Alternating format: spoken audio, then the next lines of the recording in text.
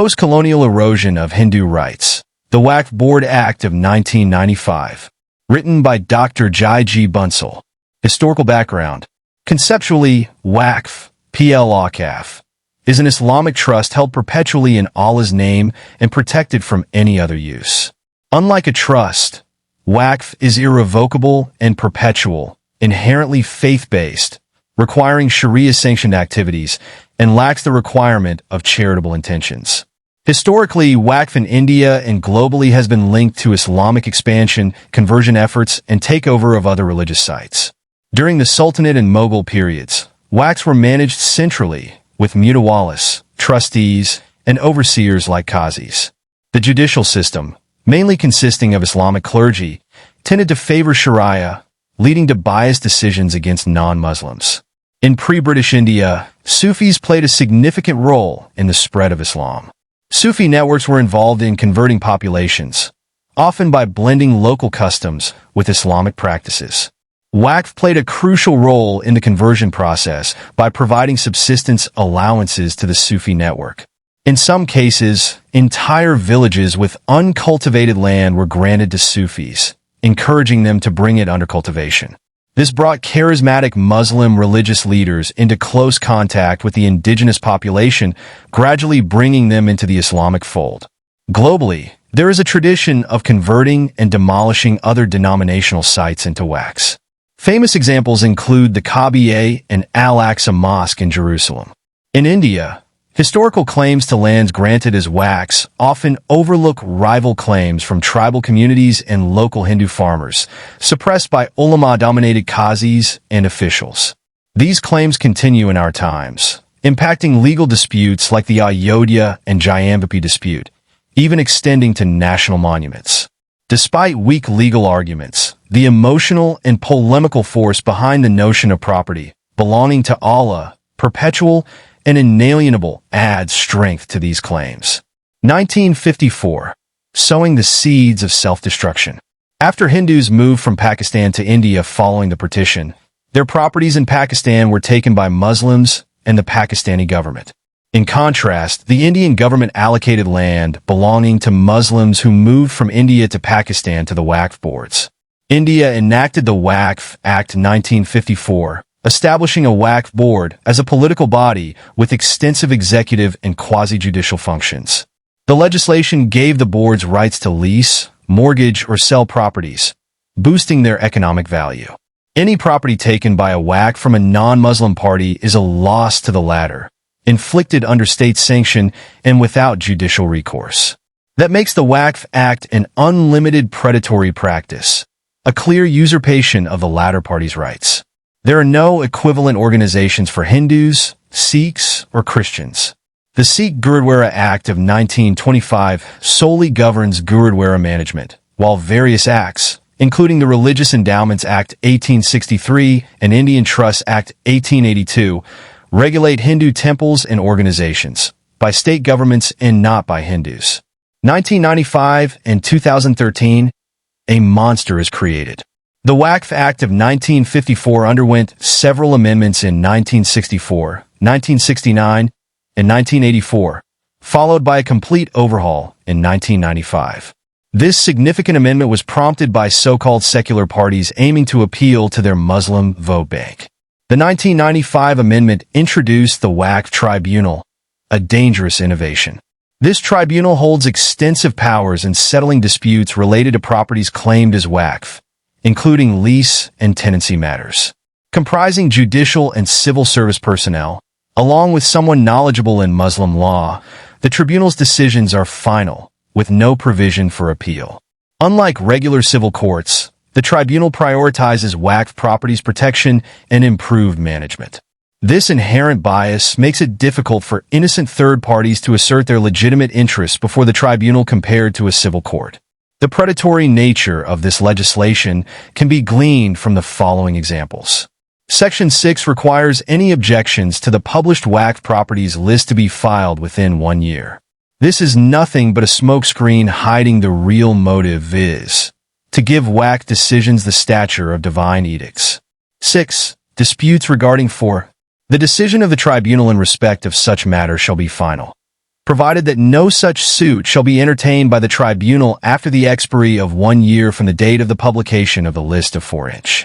Under Sections 41 and 42 of the Act, any property may be declared as Waqf property after collecting information from the public, but without any public hearing. The decision of the Waqf Board will be final. 41. Decision if a property is one property.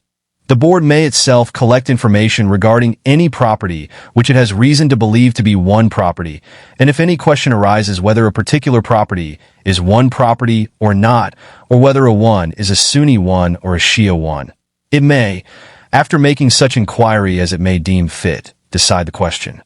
40. The decision of the Board on a question under subsection 1 shall, unless revoked or modified by the tribunal, be final. 3. Where the Board has any reason to believe that any property of any trust or society registered in pursuance of the Indian Trusts Act, 1882, 2 of 1882, or under the Societies Registration Act, 1860, 21 of 1860, or under any other act, is one property, the Board may, notwithstanding anything contained in such act, hold an inquiry in regard to such property, and if after such inquiry the Board is satisfied that such property is one property, call upon the trust or society, as the case may be, either to register such property under this act as one property, or show cause why such property should not be so registered. Section 43 places the burden of proving ownership on the original landowner. 43. Where the Board has any reason to believe that any property of any trust or society registered in pursuance of the Indian Trusts Act, 1882, 2 of 1882, or under the Societies Registration Act, 1860, 21 of 1860, or under any other act, is one property, the Board may, notwithstanding anything contained in such act, hold an inquiry in regard to such property, and if after such inquiry the Board is satisfied that such property is one property, call upon the trust or society, as the case may be, either to register such property under this act as one property, or show cause why such property should not be so registered. Section 85 of the Waqf Act empowers the Waqf Tribunal, and its rulings are final. No court, including the Supreme Court, may overturn the Waqf Tribunal's ruling. 85. Bar of jurisdiction of civil courts. No suit or other legal proceeding shall lie in any two in respect of any dispute, question, or other matter relating to any one property or other matter which is required by or under this act to be determined by a tribunal. As if that was not enough, the act was further amended in 2013 to give it limitless authority to seize anyone's property. The amendment establishes stringent conditions for acquiring Waqf lands, making it challenging and economically unfeasible. The most significant impact of this amendment is the stringent protection it provides to Waqf properties against any claims for national development. Given that a significant portion of Waqf land is situated in urban areas, this has become a major obstacle to urban development in India. Waqf's predatory methods of land grab. Consider the following example to see how the Waqf's land grab scheme works. Mr. X owns a piece of land adjacent to Mr. Y's property, with unclear boundaries between the two and under dispute. Mr. Y claims part of X's land as a Waqf, perhaps asserting it as a burial ground and appointing himself or a connected individual as the mutawalis trustee, without formal documentation. He then registers it with the Waqf Board. The board is tasked with investigating the land, and while X can contest the registration, the board ultimately decides if it qualifies as Waqf property. However, much like the medieval Qazi, the Waqf Board leans toward protecting and promoting Waqfs, offering little chance for a fair outcome.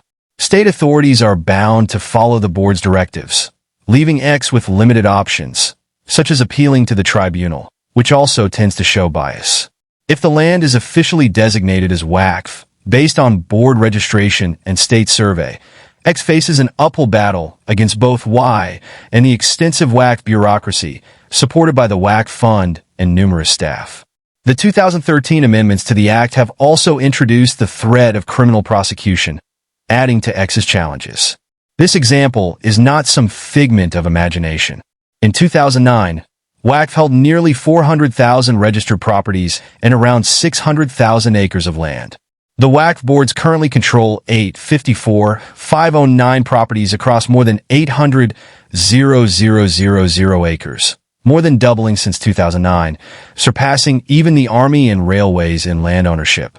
Just before the 2014 general election, UPA, the incumbent ruling party in India, committed a shockingly egregious act of handing over 123 prominent properties in Delhi to the Waqf board.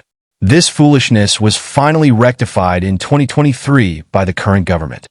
India has cited 21 instances in the last few years when the Waqf board in India has encroached on, illegally disposed of, and infringed on various properties. Recent Tamil Nadu Waqf board declarations, including a 1,500-year-old Hindu temple, further exemplify the concerning trend. Constitutional objections to the Waqf Board Act. Apart from the obvious concern that no private property is safe from the predatory Waqf board policies, the Act runs afoul of several constitutional rights and provisions. Waqf Act of 1995 violates the Indian Constitution Article 14's right to equality by creating a separate system of procedural and substantive protection for a class of assets and religious facilities of one group to the exclusion of all others. Ironically, the Places of Worship Act 1991, designed to preserve the religious character of existing religious places, directly contradicts the 1995 Waqf Act, which empowers the Waqf Board to claim rights over any property.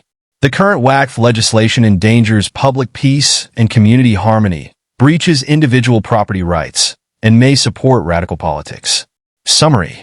The Waqf Act is a peculiar draconian act that gives followers of one religion presumptive powers similar to eminent domain, but without compensation. It is a continuation of the abuse of power by Muslim rulers prior to independence, as proved by the fact that no court remedy is permitted.